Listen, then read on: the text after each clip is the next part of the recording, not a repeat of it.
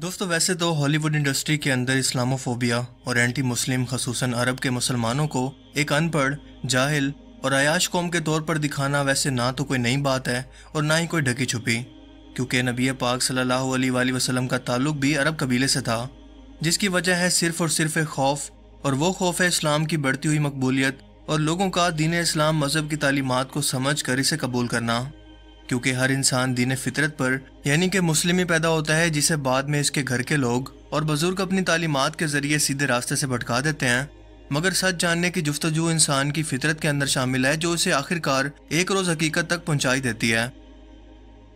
एक रिसर्च के मुताबिक 2030 तक दुनिया के अंदर इस्लाम के पैरोकारों की तादाद ईसाईयत को भी क्रॉस कर जाएगी,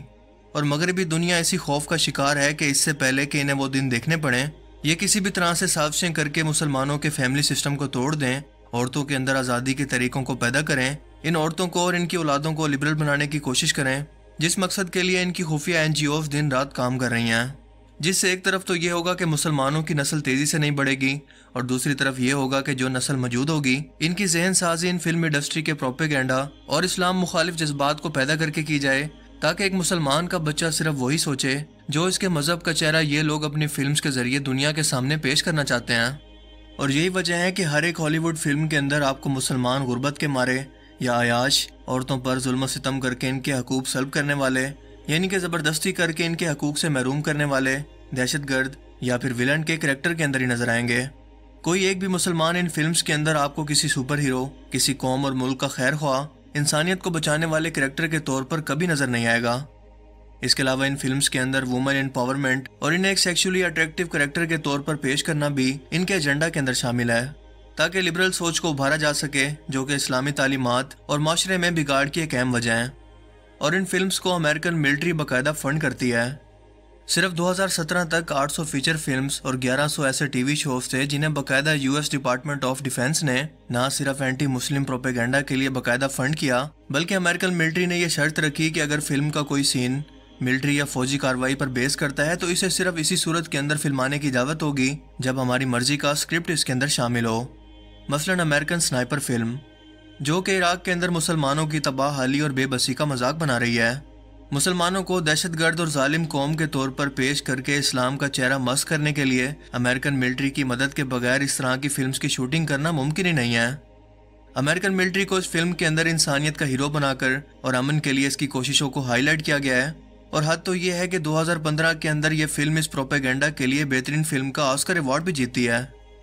इसके अलावा readers of the lost arc, Aladdin, delta force, true lies, the mummy और बेशुमार ऐसे टीवी शोज शामिल हैं जिसके अंदर अरब और मिडल ईस्ट के मुसलमानों के खिलाफ नफरत को एक प्रोपेगेंडा के तहत या एक साजिश के तहत भड़काया गया है।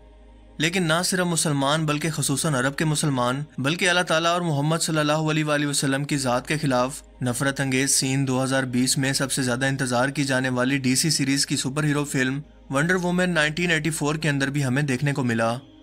जहां पर हम एक फाइट सीन के दौरान एक्टर क्रिस पाइन को एक टैक्सी के अंदर बंद देखते हैं, और गाड़ी में इसके फ्रंट पर अल्लाह और मोहम्मद सल्लल्लाहु अलैहि वसल्लम का नाम भी मौजूद है, जो कि आमतौर पर हम भी बरकत के लिए गाड़ियों में लगाते हैं।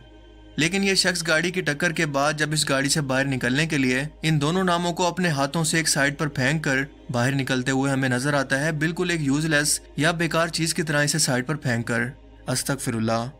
आप जरा गौर से इस क्लिप को देखें और खुद फैसला करें कि क्या ये महज इत्तफाक हो सकता है।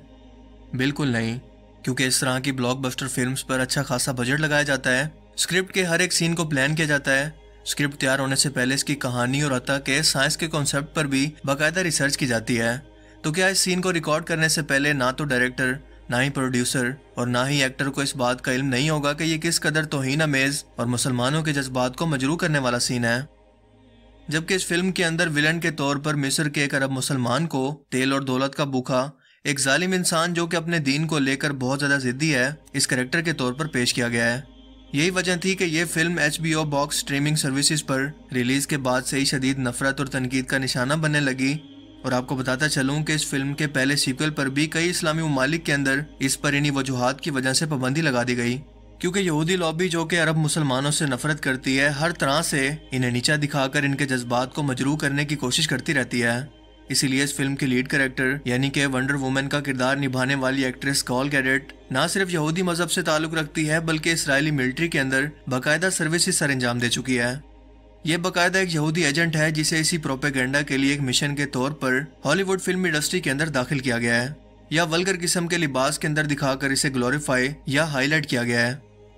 इस फिल्म के पहले के सीक्वल के अंदर एक ऐसे जजीरे को दिखाया गया है जहां पर सिर्फ औरतें रहा करती हैं। इन्हें जिंदगी गुजारने के लिए या दुनिया के किसी भी मामलात के अंदर मर्दों की कोई ज़रूरत नहीं है।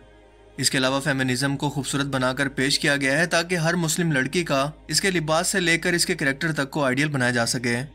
जबकि इसी तरह से मुकद्दस नाम और हस्तियों की तौहीन करके असली दुनिया के अंदर गैर मुस्लिमों के दिल के अंदर मुसलमानों के लिए नफरत को बढ़ाया जाता है, जबकि दूसरी तरफ आपको दुनिया का कोई और मजहब इसका शिकार या टारगेट नजर नहीं आएगा। यानी कि हमेशा दीन इस्लाम को ही टारगेट किया जाएगा। और जाहिर है कि पत्थर भी हमेशा उसी दरख्त पर लगते हैं जिस पर फल होते हैं। इसके अलावा इस फिल्म के अंदर जूस नाम के खुदा का जिक्र भी किया गया है जो कि इंसानों की तरह दिखता है मगर इंसानों को पैदा करने वाला खुदा है। इसका एक बेटा भी है जो कि इंसानों का दुश्मन है और इंसानियत को ख़त्म करना चाहता है। यानी कि इस कॉन्सेप्ट के जरिए इंसानों को, खास तौर पर मुसलमानों को, लादीनियत की तरफ दावत देना। फिलहाल वंडर वुमन 1984 को 25 दिसंबर 2020 को ऑनलाइन स्ट्रीमिंग सर्विसेज और अमेरिकी सिनेमा के अंदर ही रिलीज किया गया है। लेकिन अगर इसे दुनिया भर के अंदर किया जाता तो हालात ज़रा मुख्तलिफ होते हैं। लेकिन अफसोस तो इस बात का है कि हम बतौर मुसलमान आज भी इस सब तौहीन और बाकायदा ज़ेन साजी को आर्ट का नाम देकर या महज इत्तफाक कहकर खुद को तसल्ली देते हैं, जिससे इन लोगों के हौसले ऐसे शैतानी कामों के लिए मजीद बढ़ जाते हैं। इसीलिए आज ज़रूरत इस बात की है कि हम लोग इकट्ठे होकर या मुत्तहिद होकर ना सिर्फ इन फितनों से एक फौजी के तौर पर लड़ें बल्कि अपनी आने वाली नस्लों के अंदर इनसे मुतल्लिक शऊर को भी पैदा करें, जो कि हमारी जिम्मेदारी है। ऐसे लोगों के लिए जो कि माशरे के अंदर फसाद और फितने का बायस बनते हैं। अल्लाह ताला कुरान करीम के अंदर फरमाते हैं, जिसका मफहूम यह है कि जो लोग माशरे में फसाद और बेहयाई फैलाने का बायस बनते हैं इनके लिए आखिरत में बहुत सख्त अजाब है। और ये भी कि शैतान के मंसूबे मकड़ी के जाले की तरह कमज़ोर होते हैं जिन्हें ईमान की ताकत फ़ौरन तबाह कर देती है। सो इसलिए दुश्मन की चालें जितनी भी ताकतवर हो जाएं और आप दुनिया के अंदर रहते हुए जितने भी फितनों से घिर जाएं, इनसे बचने का सिर्फ वाहिद रास्ता एक ही है कि अल्लाह और इसके रसूल पर ईमान लाना, उसी से मदद तलब करना और इन फितनों के खात्मे के लिए जितना हो सके कोशिश करना। बाकी आप इस बारे में क्या सोचते हैं, अपनी कीमती राय का इजहार कमेंट सेक्शन में ज़रूर कीजिएगा। अगर आपको ये वीडियो अच्छा लगा तो इसे लाइक कीजिए और अवेयरनेस के तौर पर दूसरे लोगों के साथ भी ज़रूर शेयर करें। अब मैं मिलूंगा आपसे एक ऐसी ही नई इंटरेस्टिंग वीडियो में। तब तक के लिए अपना बहुत सा ख्याल रखिएगा। Thanks for watching this video. अल्लाह हाफिज़।